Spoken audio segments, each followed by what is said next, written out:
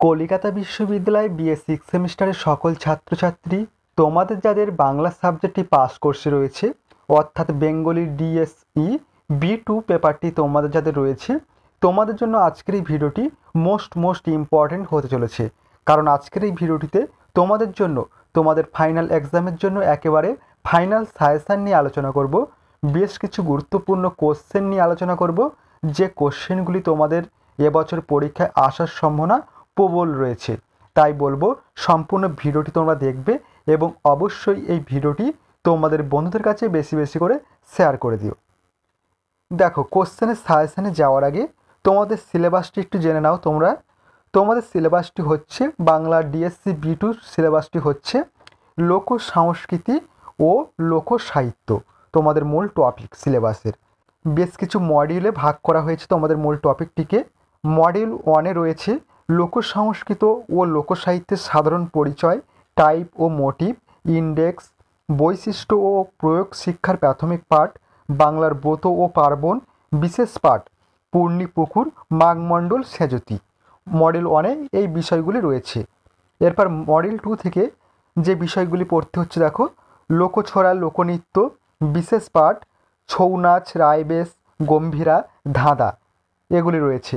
এরপর মডিউল 3-এ রয়েছে বাংলার প্রবাদ লোকগান, বিশেষ পাঠ, বাউল, ভাটিয়ালি, ভাউয়াইয়া, লোককথা।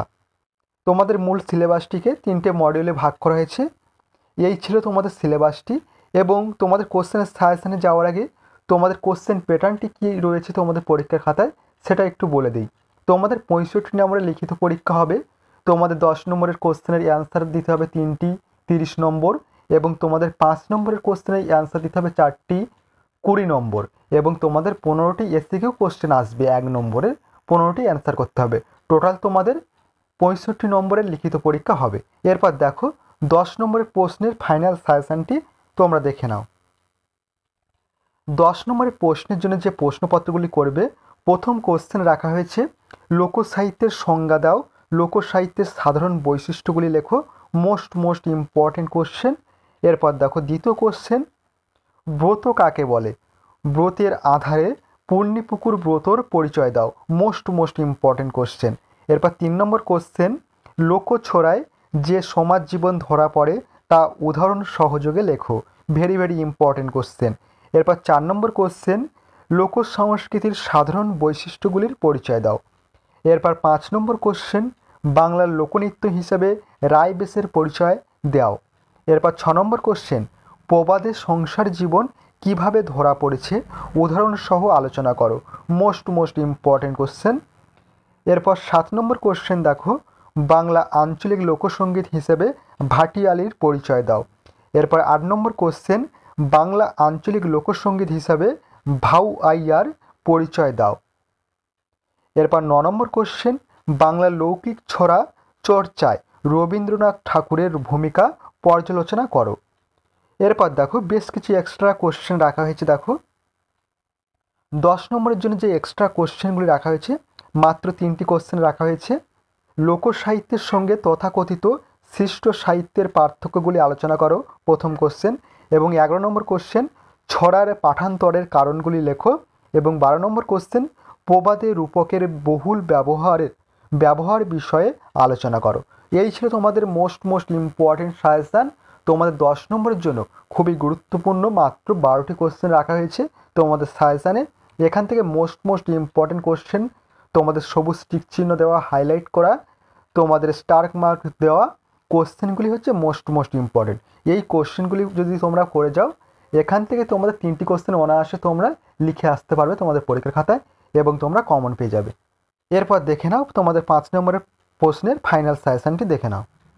5 নম্বরের কোশ্চেনের জন্য যে ফাইনাল সাজেশানটি রাখা হয়েছে দেখো, প্রথম কোশ্চেন রাখা হয়েছে দেখো মোস্ট ইম্পর্টেন্ট কোশ্চেন, মাঘমণ্ডল ব্রত সম্পর্কে আলোচনা করো। Very important question.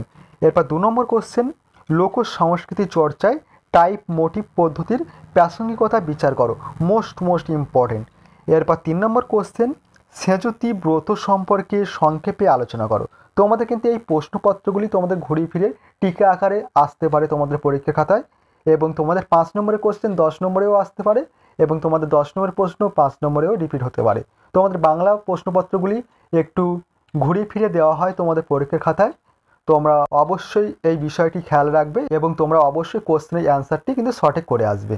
এরপর দেখো নেক্সট কোশ্চেন, দেখো 4 নম্বর, লোকনৃত্য হিসাবে গম্ভীরের সংক্ষিপ্ত পরিচয় দাও। গম্ভীরের সংক্ষিপ্ত পরিচয় দাও লোকনৃত্য হিসাবে। এরপর 5 নম্বর কোশ্চেন, ধাঁধার বৈশিষ্ট্যগুলি উল্লেখ করো বা ধাঁধার শ্রেণীবিভাগগুলি আলোচনা করো। মোস্ট ইম্পর্টেন্ট এই কোশ্চেনটি। এরপর 6 নম্বর কোশ্চেন, শাশুড়ি বউয়ের সম্পর্ক বাংলা প্রবাদে কিভাবে প্রতিফলিত হয়েছে তা উদাহরণসহ বুঝিয়ে দাও। Most important. এরপর দেখো 7 নম্বর কোশ্চেন, লোককথার প্রকৃতি ও পরিবেশ সম্পর্কে আলোচনা করো। এবং 8 নম্বর কোশ্চেন, লোকগানে ব্যবহৃত বাদ্যযন্ত্রের পরিচয় দাও। 9 নম্বর কোশ্চেন, লোকনৃত্য হিসাবে ছৌ এর সংক্ষিপ্ত পরিচয় দাও। এরপর দেখো তোমাদের বেশ কিছু টিকা কোশ্চেন তোমাদের টিকা আকারে আসে, সেখান থেকে একটি মাত্র টিকা কোশ্চেনে তোমাদের অ্যান্সার করতে হয়। দেখো প্রথম টিকা কোশ্চেন মোস্ট ইম্পর্টেন্ট, লোক সংস্কৃতি। এরপর দেখো দ্বিতীয় টিকা কোশ্চেন ছৌ নাচ। পরবর্তী টিকা কোশ্চেন পশু কথা। তারপরে রয়েছে নীতিকথা এবং পরবর্তী টিকা কোশ্চেন পুণ্যিপুকুর ব্রত এবং সর্বশেষ টিকা কোশ্চেন লোককথার গঠন ও বৈশিষ্ট্য। এই ছিল তোমাদের সম্পূর্ণ সাজেশান। তোমাদের এই সাজেশানটি নিয়ে আলোচনা করা হলো তোমাদের বাংলা ডিএসসি B2 পেপারে সম্পূর্ণ ফাইনাল সাজেশান নিয়ে আলোচনা করা হলো। তোমরা কিন্তু অবশ্যই এই যে স্টার মার্ক দেওয়া রয়েছে, যে সবুজ টিক চিহ্ন দেওয়া হাইলাইট করা প্রশ্নপত্রগুলি অবশ্যই এখন থেকে ভালোভাবে প্র্যাকটিস করো। অবশ্যই তোমাদের পরীক্ষার খাতায় তোমরা উপকৃত হবে এবং তোমাদের এই সাবজেক্টের উপর থেকে সম্পূর্ণ স্টাডি মেটেরিয়াল অর্থাৎ PDF নোটস রেডি করা চলছে। খুব শীঘ্রই তোমাদের জন্য PDF নোটস নিয়ে আসা হবে এবং তোমরা খুব সহজে PDF নোটস পারচেস করতে পারো। তোমাদের অবশ্যই জানিয়ে দেওয়া হবে PDF নোটস কমপ্লিট হয়ে গেলে তোমরা অবশ্যই সংগ্রহ করতে পারো। ভিডিওটি আজ এই পর্যন্ত। ভিডিওটি ভালো লাগলে অবশ্যই ভিডিওটিতে একটি লাইক প্রদান করো এবং চ্যানেলে নতুন হয়ে থাকলে অবশ্যই তোমরা চ্যানেলটি সাবস্ক্রাইব করে রেখো এই ধরনের গুরুত্বপূর্ণ ভিডিও আরও পাওয়ার জন্য।